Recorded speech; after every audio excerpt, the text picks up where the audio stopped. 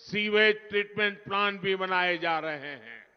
भाइयों बहनों, भाजपा और उत्तराखंड के बीच का रिश्ता ये हमारी विरासत है।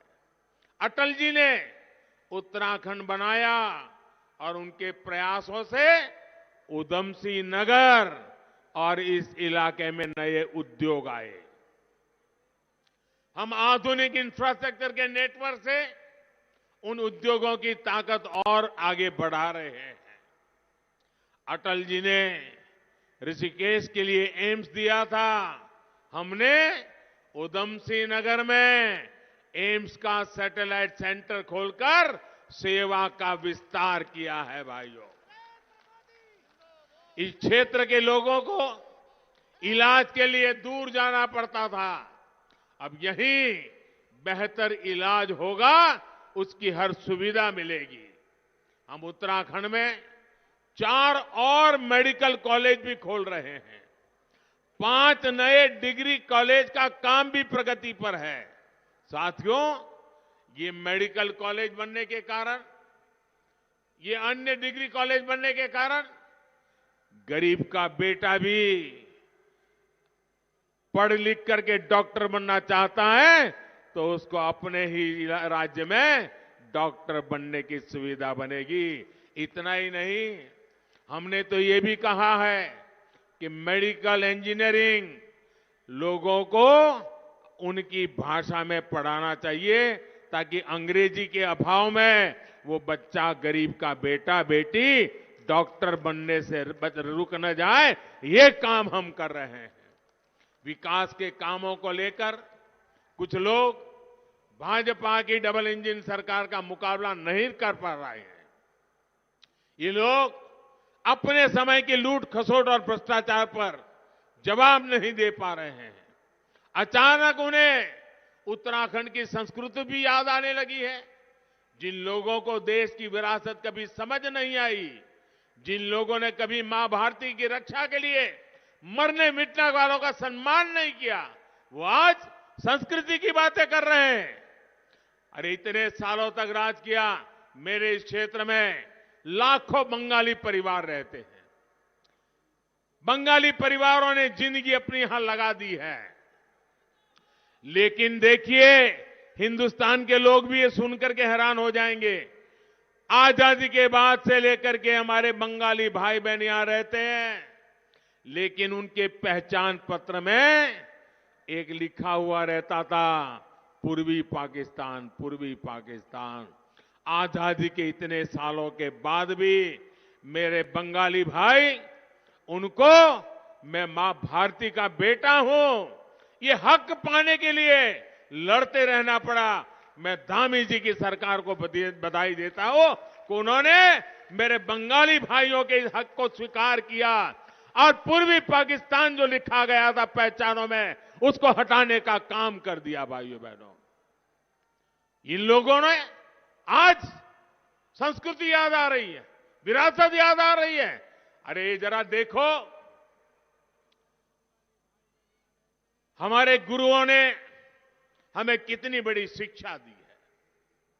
गुरु गोविंद सिंह जी ने आदर्शों के लिए, मूल्यों के लिए कितना बड़ा बलिदान दिया।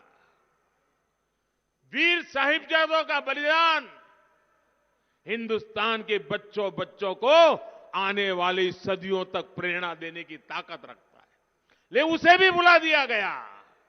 उन्हें वीर साहिबजादों का बलिदान भी कभी नजर नहीं आया। ये भाजपा की ही सरकार है जिसने 26 दिसंबर को वीर बाल दिवस घोषित किया है। मैं इन लोगों से पूछना चाहता हूं, क्या तुष्टीकरण के लिए यूनिवर्सिटी की स्थापना देवभूमि की संस्कृति को ताकत देने वाली है? क्या मां गंगा का अपमान, देवभूमि की संस्कृति का अपमान, क्या आप लोग सहन करेंगे? ये अपमान सहन करेंगे?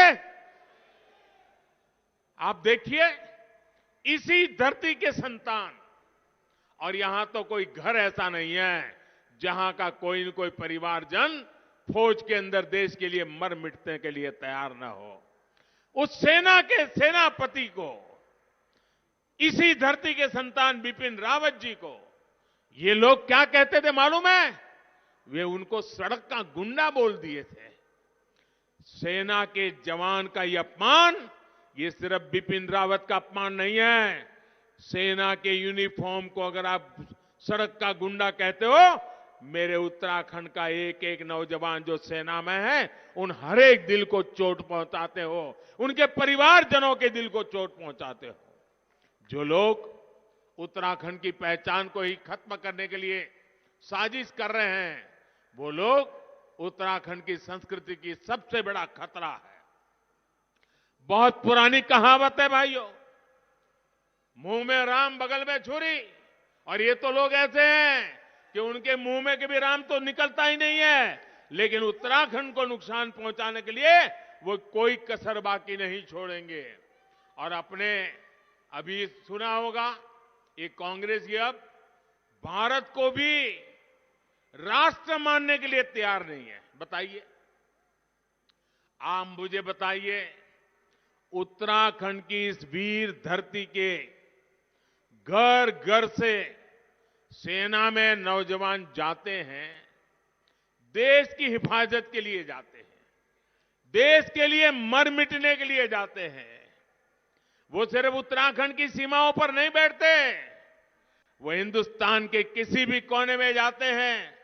नॉर्थ ईस्ट हो गया तो उसके वहां दिखेंगे, जम्मू कश्मीर देखो तो वहां दिखेंगे, लेह लद्दाख देखो तो वहां दिखोगे, गहरे समंदर में देखोगे तो मेरे उत्तराखंड के नौजवान दिखेंगे।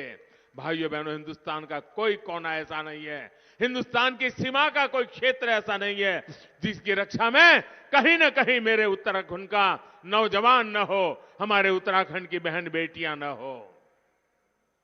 उत्तराखंड की माताओं की दशकों की तपस्या को नकार देने का अधिकार इन कांग्रेसियों को किसने दिया? भाइयों बहनों, भारत एक है, ये देश एक है, हिंदुस्तान एक है, इसलिए उत्तराखंड के पहाड़ का बच्चा केरल के अंदर समुद्री तट पर बैठ करके मां भारती की रक्षा का काम करता है भाइयों, क्योंकि ये देश, उसके दिल में देश बसा हुआ है। और कांग्रेस वाले कहते हैं राष्ट्र है ही नहीं। जो लोग भारत को राष्ट्र ही नहीं मानते हो, राष्ट्र की भावना का अपमान करते हो, राष्ट्र के लिए शहीद होने वाले वीरों का अपमान करते हो, वो लोग उत्तराखंड को तबाह करने के इरादे से यहां आए हैं। उत्तराखंड की सेवा तो आप तभी कर पाएंगे जब आप में इस धरती के लिए आस्था हो। ये आस्था भाजपा को है।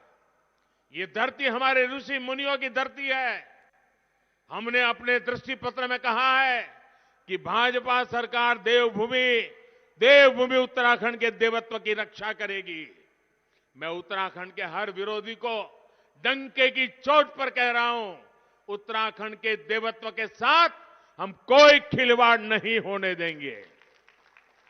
भाइयों और बहनों, 14 तारीख को आपको उत्तराखंड में तुष्टीकरण के मंसूबों को चूर चूर कर देना है, करारा जवाब देना है। ये सपने हमेशा के हमेशा उनके चूर चूर हो जाने चाहिए। आने वाली 14 तारीख को आपको कांग्रेस के हर झूठ, फरेब, षड्यंत्रों को जवाब देना है। और साथियों, आपको याद रखना है कि पूरे देश में कांग्रेस को लोग लगातार नकार रहे हैं, और आज से ही नहीं, दशकों से देश के अलग अलग राज्यों में यही हो रहा है। मैंने अभी संसद में भी इस बारे में विस्तार से बताया था। एक बार जिस राज्य के लोगों ने कांग्रेस को बाहर निकाला, वहां दोबारा घुसने नहीं दिया। बंगाल के लोगों ने 50 साल हो गए, 50 साल कांग्रेस को पैर रखने नहीं दिया है, कांग्रेस को वहां से खदेड़ा है। उसके बाद बंगाल में कभी कांग्रेस वापस नहीं आ पाई। तमिलनाडु में 6 दशक से वहां के लोगों ने कांग्रेस को, वहां की सरकार को वापस नहीं करने दिया है। त्रिपुरा हो, उत्तर प्रदेश हो, बिहार हो, गुजरात हो, ऐसे अनेक राज्य हैं जहां 3-3, 4-4 दशक हो गए। एक बार कांग्रेस गई मतलब गई। भाइयों बहनों, बहुत से राज्यों ने कांग्रेस से कह चुके हैं कि आजादी के बाद आपको बहुत समय दे दिया काम करने का, अब हम आप पर भरोसा नहीं कर सकते, आपके वादों पर भरोसा नहीं कर सकते, अब हम आपको घुसने नहीं देंगे। उत्तराखंड के पास भी अवसर है कि वो भी कांग्रेस को यहां से बेदखल करें। उत्तराखंड के पास आज जब भाजपा भरोसेमंद सेवक है, तो मुझे विश्वास कि वो कांग्रेस को हमेशा के लिए उत्तराखंड से विदा करेंगे। क्यों? 4 फरवरी को भाजपा के पक्ष में दिया गया एक एक वोट एक नया इतिहास बनाएगा। आप इतनी बड़ी संख्या हमें आशीर्वाद देने के लिए आए, आप सभी का एक बार फिर से मैं बहुत बहुत आभार व्यक्त करता हूं। मेरी और एक बात याद जरूर रखिएगा, पहले मतदान फिर जलपान। आपने तो वोट करना है, अपने अड़ोस पड़ोस के लोगों से भी वोट करवाना है। बहुत बहुत धन्यवाद। मेरे साथ बोलिए, भारत माता की, भारत माता की, भारत माता की। बहुत बहुत धन्यवाद। भारत माता की, भारत माता की, भारत माता की। नरेंद्र मोदी, नरेंद्र मोदी, आप सबका धन्यवाद। मुख्यमंत्री जी भी साथ रहे।